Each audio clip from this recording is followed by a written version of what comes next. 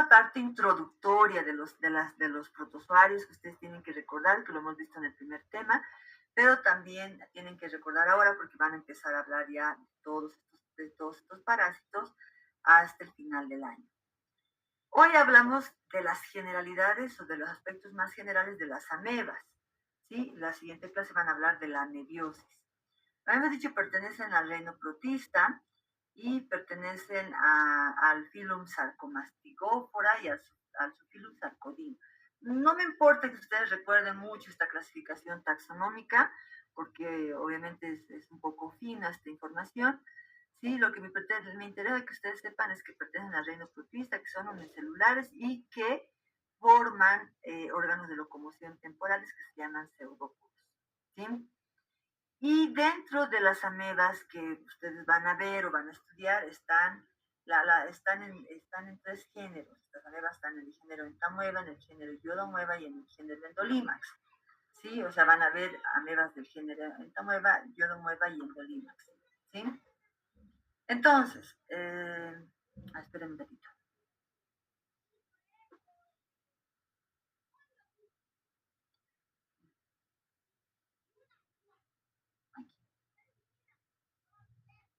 ¿Sí? Si no, se van a confundir. Primero vamos a hablar de esto. ¿Sí?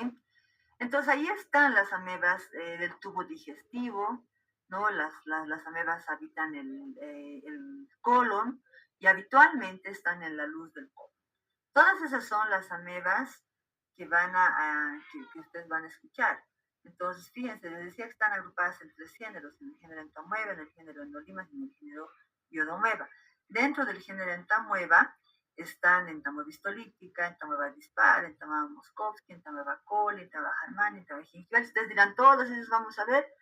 En realidad las que van a ver de las que vamos a hablar son las tres primeras y luego Entamoeba coli, porque Entamoeba coli es una ameba muy frecuente del hombre. ¿Sí? Sí, entonces, algo que debo mencionarles es que las amebas tienen las dos formas biológicas, trofozoitos y quistes, o sea, las formas vegetativas que forman pseudópodos, que se alimentan, que se movilizan y que están en el hábitat, que son los trofozoitos, y los quistes que se forman a partir del trofozoito y que son formas de resistencia y son los encargados de la transmisión, o sea, de pasar de un hospedador a otro. ¿Sí? Eso es para todas las amebas, tanto para el género Entamoeba, Iodomoeba y Endolimas, o sea, para todas las que están viendo en la diapositiva. ¿Sí? Como dice la diapositiva, casi todas las amebas son comensales. Una es la ameba patógena y es la que está en rojo, Entamoeba histolítica. Ustedes recuerdan los mecanismos de acción patógena de los parásitos, que también lo hemos estudiado en el primer tema, recordarán que hay un mecanismo que se llama histolítica, ¿no? O histolítico. ¿Sí? El mecanismo de acción patógena que se refiere a que el parásito daña el tejido gracias a la secreción de enzimas histolíticas que van a lisar el tejido, le van a lisar las células del tejido. Entonces, lógicamente, si ustedes ven el nombre de este parásito, histolítica, esta tiene una acción histolítica, tiene la capacidad de segregar sustancias enzimáticas que pueden dañar el tejido. Todas las demás que ustedes están viendo en la diapositiva son amebas comensales. Si recordamos la definición de parásito comensal, son aquellos parásitos que pueden, que habitan un hospedador, que se benefician del hospedador porque obtienen hábitat, nutrientes de él, pero no le causan daño, ¿no? Tampoco se beneficia el hospedador de ellos, esa es la característica, pero no le causan daño, entonces no van a causar enfermedades ni ni se van a manifestar clínicamente. ¿Sí? La única que puede dar una enfermedad es la histolítica y de la enfermedad la van a ver la siguiente clase. Sí, entonces esta es la patógena, todas las demás son comensales. Sin embargo, todas viven en el mismo lugar. ¿Sí? Ahí está, en toda histolítica, normalmente bueno, todas tienen ciclo monoxeno, todas las amebas tienen ciclo monoxeno. En toda histolítica habita normalmente la luz del colon, como todas las otras amebas que hemos nombrado, ¿sí? Pero tiene una capacidad. que en algunas oportunidades, ni siquiera en todas, en algunas infecciones,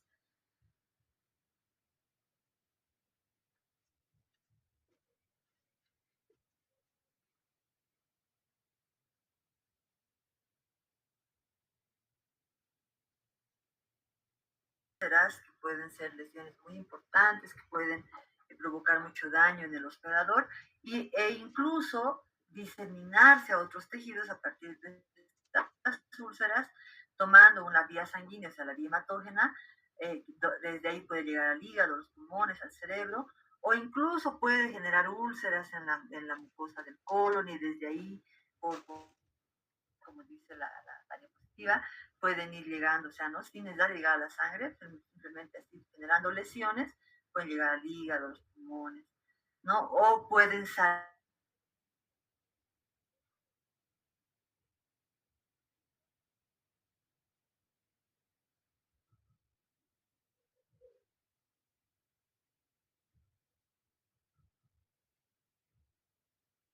la megapatógena que tiene la capacidad de segregar sustancias enzimáticas.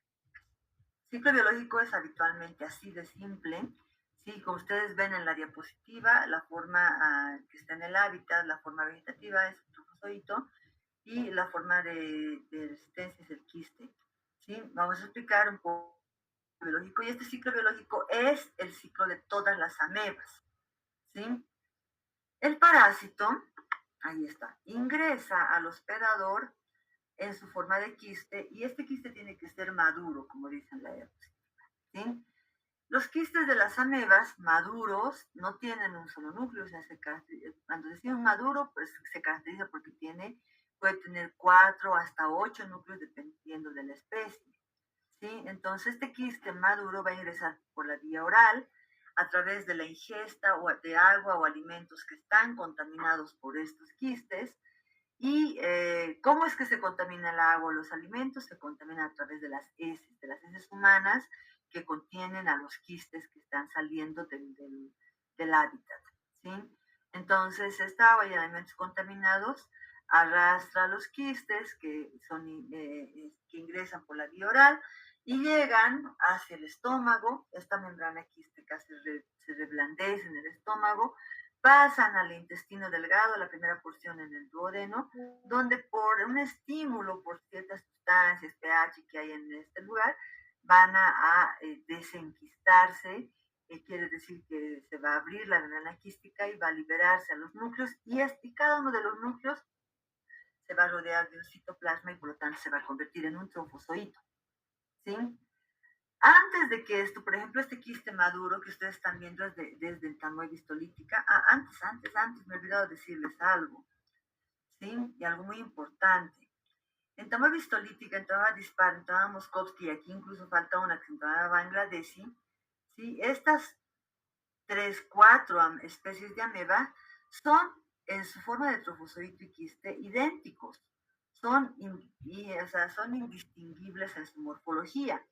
Por eso, como no se lo puede diferenciar por su morfología, se las agrupa en un complejo. Por eso es que cuando ustedes vayan al laboratorio les vamos a decir, aquí observan un quiste del complejo en Tamuel histolítica, dispar y Moskovsky.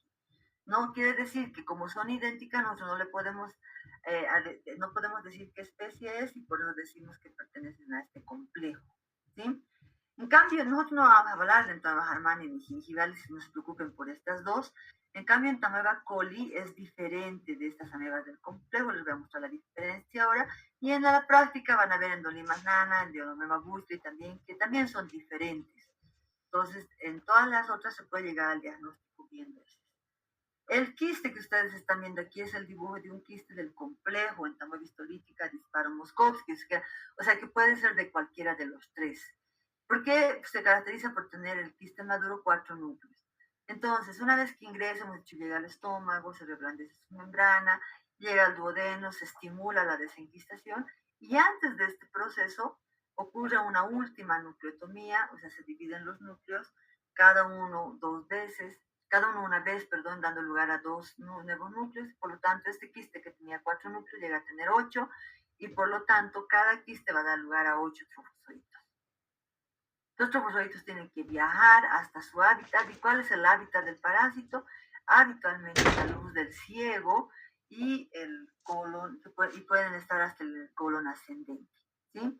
Es en este lugar donde están, ¿quiénes? Los trofozoitos. ¿Y qué haciendo? Multiplicándose. ¿Y cómo se multiplican? Se multiplican asexualmente por fisión binaria. O sea, cada trofozoito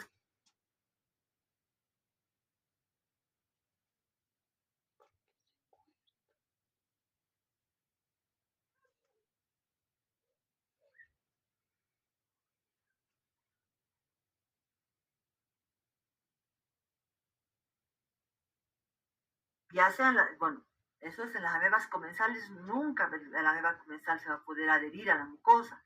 Y en la entamoeba histolítica, que es la ameba patógena, normalmente no se adhiere a la mucosa. O sea, es rara vez que uno de cada 10 infectados, en cada 10 infectados, en una infección por entamoeba histolítica, realmente el parásito se adhiere a la mucosa y le invade. ¿Sí? Entonces, normalmente están en la luz del intestino, multiplicándose por fisión binaria.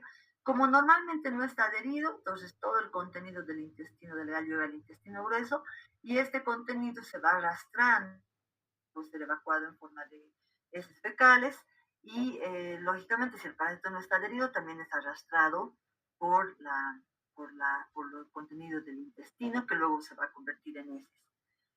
Entonces, una vez que llegan a este sector donde hay menos cantidad de agua, el trofozoito detecta esa falta de agua y sabe que se va a exponer a un medio adverso, por lo tanto, se convierte en un quiste. Un trofozoito da lugar a un quiste, no, un trofozoito siempre tiene un solo núcleo, no puede tener más de un núcleo, entonces se da lugar a un quiste que es inmaduro, que tiene un núcleo, y este dentro del intestino mismo puede ir haciendo su nucleotomía, o sea, dividiéndose, y va a dar lugar a dos núcleos, y cada núcleo otra vez a otros dos, y así formarse el quiste maduro.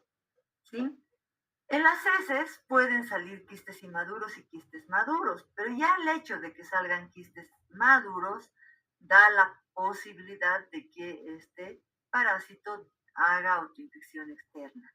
¿Por qué mecanismo? Por el mecanismo ano-mano-boca. ¿Por qué ocurre? Porque estas formas ya son infectantes para el hospedador. Entonces salen de las heces, tienen que llegar al medio ambiente para pasar a contaminar agua y alimentos y pasar a otro hospedador, pero también las personas pueden contaminarse, contaminar sus manos con heces y volver a reintroducir el parásito por lo vía oral y dar lugar a la autoinfección externa. No hay autoinfección interna, ¿no? Lógico, porque el parásito, el quiste está en el colon y donde se desenquistan los trofozoitos es en el duodeno, entonces no puedes retroceder y hacer un trayecto en el sentido inverso para llegar a desenquistarse, pues no hay autoinfección interna, pero sí autoinfección externa. ¿Sí? Entonces, por el mecanismo ano-mano-boca. Sin embargo, también es importante mencionar que el hecho de que salgan quistes maduros en las heces da la posibilidad de que las personas se contaminen las manos con las formas maduras del quiste y ocurra la transmisión o la contaminación de alimentos a través de las manos. Pues fíjense, la forma infectante es el quiste maduro, la forma que sale en las heces es también un quiste maduro, pueden salir inmaduros, pero hay quistes maduros y por tanto puede haber autoinfección. Los mecanismos de infección están relacionados a la ingesta de agua contaminada con quiste maduro, alimentos contaminados con quistes maduros, y los alimentos se pueden contaminar no solamente por el riego con aguas servidas o aguas contaminadas, sino como ven ustedes en la imagen, también por vectores mecánicos, y aquí es mucho más posible que el vector mecánico tenga una intervención respecto a los nemátodos y a los helmintos que hemos visto. ¿Por qué? Porque el parásito es mucho más pequeño, mucho más liviano y por lo tanto sí puede ser transportado por las patas y el cuerpo de las moscas que van y se posan en las heces, ¿verdad? Entonces, de ahí es que llevan los quistes, perdón, hacia los alimentos. Los alimentos también se pueden contaminar por la manipulación de estos dado por una persona que está con las manos contaminadas. O sea, que se ha contaminado las manos con sus heces y no se ha lavado las manos y esto va a dar lugar a que haya